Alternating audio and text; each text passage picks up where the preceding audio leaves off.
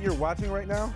This is the Hangout, the place where the Joes talk about the pros on the NBA hardwood, and we always have a great list of average Joes that want to talk about what the pros are doing. Of course, to my left, we have Dwight Drummond of CBC News. Thank you so much for joining us, Dwight. I've been watching you for years, very proud of what you're doing. And on Black History Month, I always want to, sprinkle in a couple of my heroes, the people that I looked up to coming up, and you're one of those guys. So thank you for joining us. On Point Basketball's very own Drew Ebanks. You know him, you love him, because he's the guy on the ground level covering all the grassroots basketball information that you need. Make sure you follow On Point. What's next for you guys? Just work, man, getting everything organized. We're going to have some big things in store for 2014, man. All right. Just bringing you the best of Canadian basketball and basketball in general. And we got a little secret we're working on. Some heat for the people. It's coming. Some real heat. And speaking of heat for the people, we got my man Jordan in the house. Jordan, former St. FX player, but really dominant musician right now, doing some good stuff. Tell him about the next project you got. February 11th, I got an EP coming out, self-titled, JRDN. I'm excited for that, and I'm about to go on tour with Headley. So. All right, some Canadian content there for you. And this is Canada's #1 basketball show. So we're going to start things with Canada's team, the Toronto Raptors. Now, working on the script with my man Sweets and Bailey earlier in the week, we were thinking about David Stern stepping down this month as the commissioner of the NBA, and Adam Silver will step in to take his place. And kind of for David Stern, when he stepped in, his cross to bear was the drug problem in the NBA. And so for now, the new commissioner, he's got to make his stamp on the league. He's already put his stamp on the ball with his signature.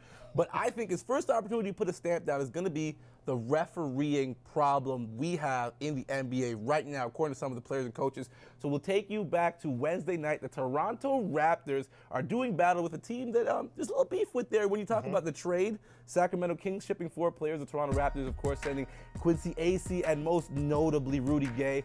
Here you see my man Kyle Lowry pulling a Reggie Miller. His form on his 3 is a little different. So the ref went and called an offensive foul for the kick out. Then he gets the technical, and this all happens while the Raptors are storming back in the game that they had played their way out of. First off, Drew, I'll start with you. Was that a foul? That was, I'm not sure if it was a foul, but you got to give him the shot. It's not an offensive foul on Lowry at all. There's no kick out there. He came off the screen. That's his form. I mean, there's other times when Lowry's been a little bit, trying to egg on the referees. But there, he took the catch, went straight up, feet were, vertical. If anything, you don't call anything. You let it go. They get the 3. They're down 3 or 2, whatever it was, and you keep playing. You never want to take the game out of the player's hands, and I think that's what the referees did. I personally thought it was a foul for the Raptors, a 4-point play. What was your thoughts? I'm not exactly an unbiased observer because I'm a Raptors fan, but that was ridiculous. Thank you. Yeah, you can't have the refs deciding the game like that. You got to protect the shooter, man. Okay, exactly. But Jordan, you're an ex-player now. You know about that situation. We all grew up watching Reggie Miller do that. That's something that wasn't really something they paid attention to previously. Now it's a point of emphasis, but Kyle Lowry's form that's how he shoots. That's so. I mean, they might have to just the referees might have to conference and be like, yo, maybe just when Lowry's shooting, you look at it a certain way. Factor it in. Yeah, but you got to protect the shooter, man. I think Twitter was going crazy last night. I mean, you had even guys in the States saying that is one of the worst calls, if anything, they've ever seen. I mean, you got to give Lowry the benefit of the doubt. Yes. Like you said, Dwight, let them play the game. Yeah, you can't let the refs decide the game. That's not their job. Their job is not to decide the game, and last night they decided the game. Yes, and the Raptors, they did themselves some disfavors going down, but they really played. They played hard to come back. So now let's talk about it. A few weeks ago, we saw Kevin Love get fouled on the forearm at the end of a game. Over the last 2 years, we've seen the Raptors kind of, get played by the refs. So is this Adam Silver's big cross to bear, Dwight? I mean, as far as the Love play, if you play ball, that's how you get the shooter, man. You just kind of tap the elbow so right there. Or the hand in his face. Put out the shot, right? And the refs don't always catch that. But you know what? I think that it's important for him to find a defining moment for him, something that's going to define him as NBA commissioner. There's with so much complaining about it out there, I think that's one of the things that needs to be cleaned up. But refereeing in sports, it's subjective. Right? Yes. You're never going to be happy because you want your team, like your player never fouls anybody and he's always getting fouled, right? So it's going to be something hard for them to deal with. All right, now let's move on to something else that's hard to deal with. Of course, the Miami Heat, top dogs in this NBA. They're going for their 3rd straight championship. And the Los Angeles Clippers, a team that a lot of people are fans of because of the style of basketball they play. But people were expecting this Clippers team to fall apart with Chris Paul out.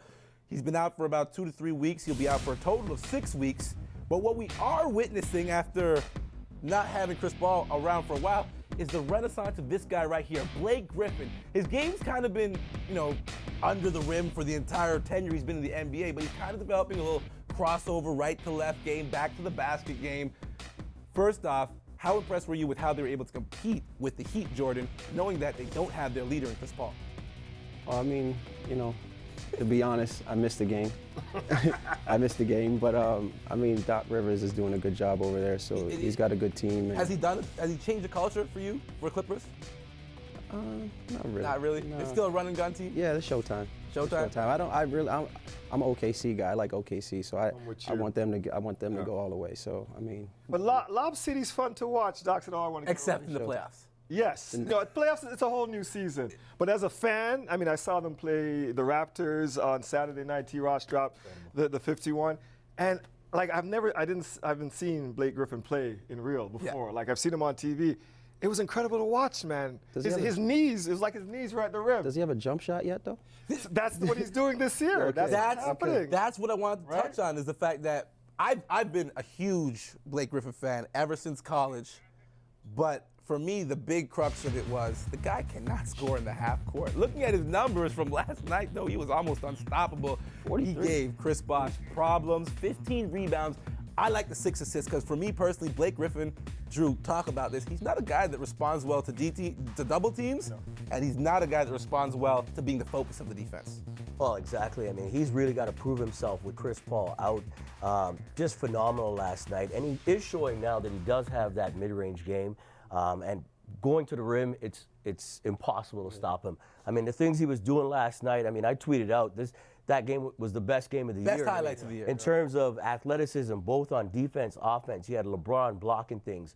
But then when you had Griffin really taking it to another level, that's when the Clippers, and you mentioned Coach Rivers, he's given them the confidence now. Guys like DeAndre Jordan as well, stepping up to where they have the confidence and the ability. They know now, Doc Rivers is saying to them, you guys are winners, we can get this done. So I think that's the main thing that has happened with the Clippers. There's a lot of great athletes in the NBA, and he's a great athlete, but he's actually expanding his game and turning into a great player, right? Because a lot of guys have the skills, a lot of guys can jump out of the gym, they can do different things, but he didn't have a complete game before, and it looks like every year he seems to be raising the bar and getting better. All right, well, hey, we got to raise the bar in the Hangout, of course. We're going to get better the next block. We still have more NBA basketball to break down. There's so many things to talk about. We got to talk about the Cleveland Cavaliers. Really? This just in. They just fired their GM. We'll break it down when we get back on the Hangout.